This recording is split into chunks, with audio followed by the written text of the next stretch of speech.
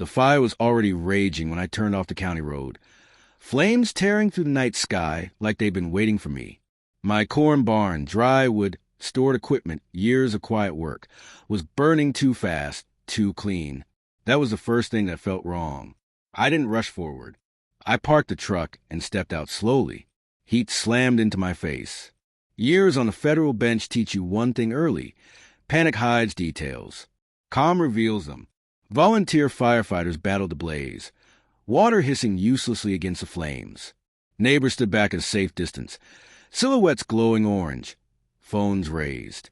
I caught fragments of whispers. That's his place. HOA warned him. Then I saw her. Linda Kessler stood near the fence line, arms folded, posture rigid. HOA president, former realtor, the kind of woman who treated bylaws like moral law.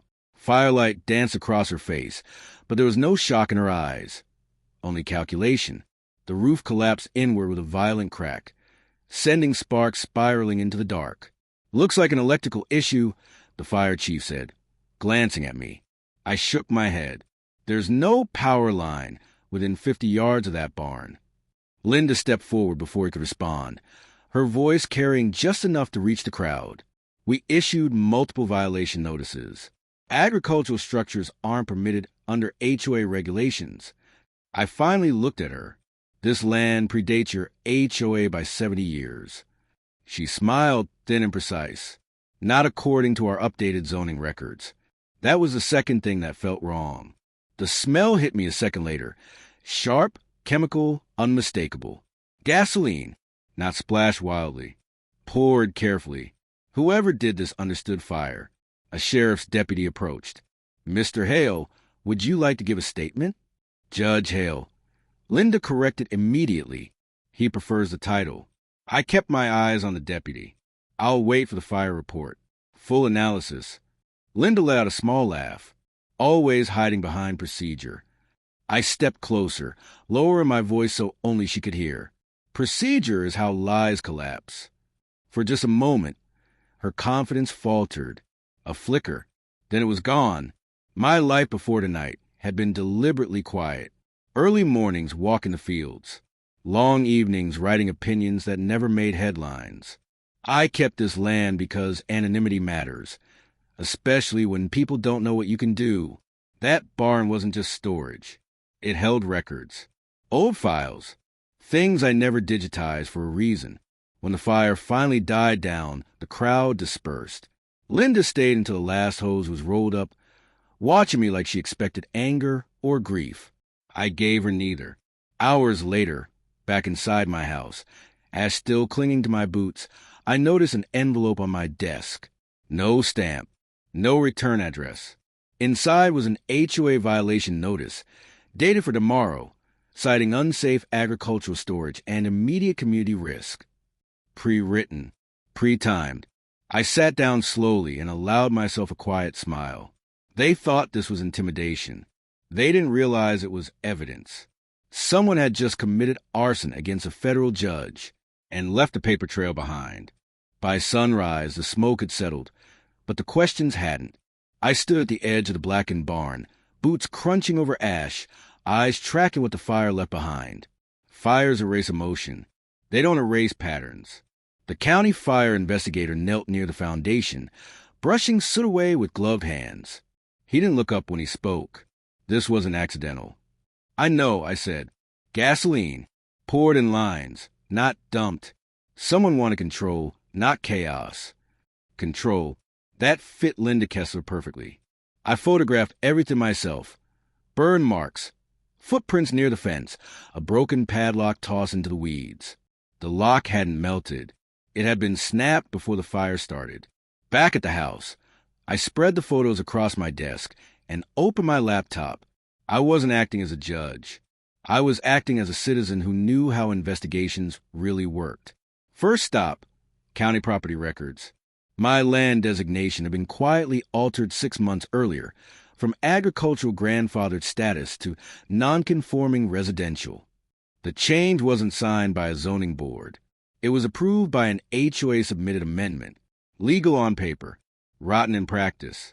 I followed the signature trail. Same notary, same filing clerk, same attorney, one who specialized in community redevelopment. He'd appeared in 3 corruption cases I'd presided over, never as a defendant, always adjacent. By noon, my phone started buzzing. Anonymous texts. You should let this go. HOA has lawyers. Property values matter. The HOA scheduled an emergency community meeting for Friday night. Agenda posted publicly. Safety concerns and land reclamation measures. Eminent domain without calling it that.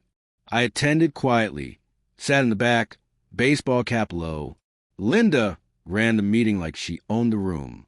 Certain properties pose risks to our community, she said smoothly. We must act before someone gets hurt. A slide appeared behind her. An aerial map. My land circled in red. I raised my hand. She hesitated, then nodded. Yes. You're proposing seizure without due process, I said calmly. This isn't federal court, she replied, smiling. No, I said, but fraud still applies everywhere. Murmurs rippled through the room. After the meeting, a teenage kid approached me in the parking lot, nervous, looking over his shoulder. He handed me a flash drive. My dad does maintenance for the HOA, he whispered. He told me not to get involved. But this felt wrong. That night, I watched the footage. Security video from a neighboring property. Linda's SUV pulling in near my barn, headlights off. A man stepping out wearing an HOA maintenance jacket, pouring liquid, lighting a match. The timestamp had been altered, but poorly. I cross-checked cell tower data. Linda's phone pinged nearby during the fire. So, did the maintenance workers. This wasn't just arson. It was coordination. Then I followed the money. An LLC had been quietly purchasing nearby parcels, land seized after HOA violations. Same attorney, same notary, same filing pattern. The properties were flipped weeks later to a development firm funded by municipal grants. Public money. Private theft. Linda left me a voicemail just after midnight. You're making this bigger than it needs to be, she said. We can still settle. I called her back. Conspiracies don't settle, I said. They unravel. There was silence on the line. Then she said, You think your title scares me? I looked at the evidence spread across my desk, photos, documents, timestamps. No, I replied. Your own paperwork does. She hung up. Friday was coming. And this time, the fire wouldn't be private. The community hall was packed before the meeting even started. Neighbors filled the folding chairs. Local reporters hovered near the walls, cameras ready. County officials sat stiffly in the front row, already sensing something was about to go wrong. The air buzzed with the kind of tension you feel before a verdict is read. Linda Kessler stood at the podium, immaculate as always. Navy blazer, perfect hair, control radiating off her like perfume. She tapped the gavel. This emergency session of the HOA is now. Before we begin, I said, standing. Heads turned. Murmurs spread. Linda's jaw tightened, but she forced a smile. This meeting has an agenda, she said. So does arson, I replied. The projector screen behind her flickered on. Gasps filled the room as the video played, grainy but unmistakable. Linda's SUV. Headlights off. A man in an HOA maintenance jacket pouring liquid along the barn wall. A match flaring to life. Someone shouted, That's her car! Linda spun toward the screen. This is fabricated. I didn't raise my voice. I didn't need to. Cell tower records place your phone within 200 yards of my property during the fire. I said, Financial records link HOA funds to shell companies acquiring land after violations. And this, I clicked again, is your maintenance supervisor accepting payment. The room erupted. Linda lunged toward the laptop, trying to shut it down. She slipped, catching herself on the table as 2 sheriff's deputies moved in from the side doors. I'm calling my lawyer, she shouted. Already here, one deputy said, holding up his phone. And he just resigned. That's when the maintenance supervisor bolted for the exit. It happened fast. A chair tipped. Someone screamed. The man made it 3 steps before a deputy tackled him hard to the floor. Zip ties snapped tight around his wrists. Linda's composure cracked completely. "You don't understand what you've done," she yelled, pointing at me. "This was bigger than you." I stepped closer, close enough that only she could hear me. "That's why I waited," I said. "People reveal everything when they think they're in charge." She slapped me. The sound echoed through the hall. For a half second, everything froze.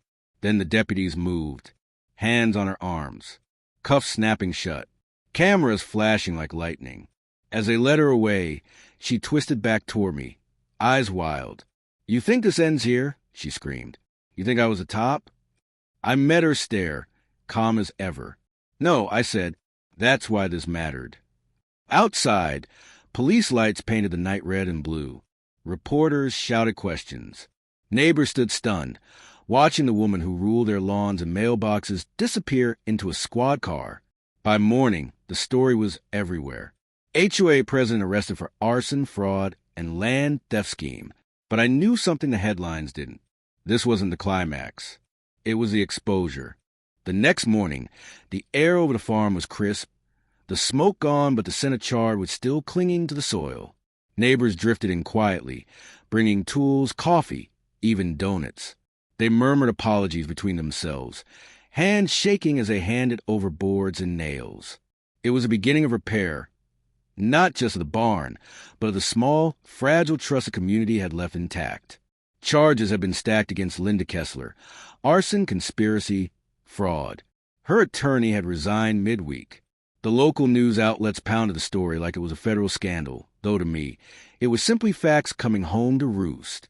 I walked among the neighbors as they worked, handing out gloves, giving advice on safety, and listening more than talking. I didn't need gratitude. This was about closure. The barn was being rebuilt, stronger this time, with fireproof materials and reinforced beams. I kept a corner for the old tools, relics of decades past, a small reminder of resilience. The sentencing day came swiftly. Linda sat at the defendant's table, her hands folded in stiff resignation. The judge, another, read the years aloud, cold, precise. The room exhaled. Some people clapped softly. Others sat stunned. I remained in the back, watching quietly. No celebration, just the slow satisfaction of justice unfolding. Life returned to a semblance of normal. Dawn walks along the cornrows, evenings writing quietly at the reclaimed oak desk, the hum of the farm machines in the distance. But as predictable as it seemed, a small tension lingered, the kind you feel when a puzzle isn't fully solved. Then the letter arrived. No return address. I found it on my desk one morning, slipped beneath the laptop like it had been waiting. Inside was a single sheet of paper, a zoning map, dozens of parcels highlighted far beyond my property. Some were HOA managed, some county land. And at the bottom, a short typed note. You stopped one chapter, not the book. I didn't fold it carelessly. I placed it in the drawer, next to my legal pads, next to the other ongoing investigations. A quiet smile touched my lips, not from fear, but from awareness. Fear, I knew, worked both ways. The community had survived one threat, one corrupt figure, but the system itself, the networks of power, the quiet manipulations hiding behind bylaws and tax filings, remained. Linda Kessler was just a symptom, an exposed node. There were more, and I would find them if they made the mistake of thinking I was only a farmer. As the sun set over the rebuilt barn, I walked the rows of corn. Each stalk reflected the amber sky. Quiet, ordered, predictable. For now. And yet, in the shadow of every neighbor's porch, behind every HOA meeting agenda, I could feel it. The watchful eyes, the careful plotting, the unseen hands still at work. Justice wasn't over. It had only just begun. The barn stood tall and new, but the story, the real story, was far from finished.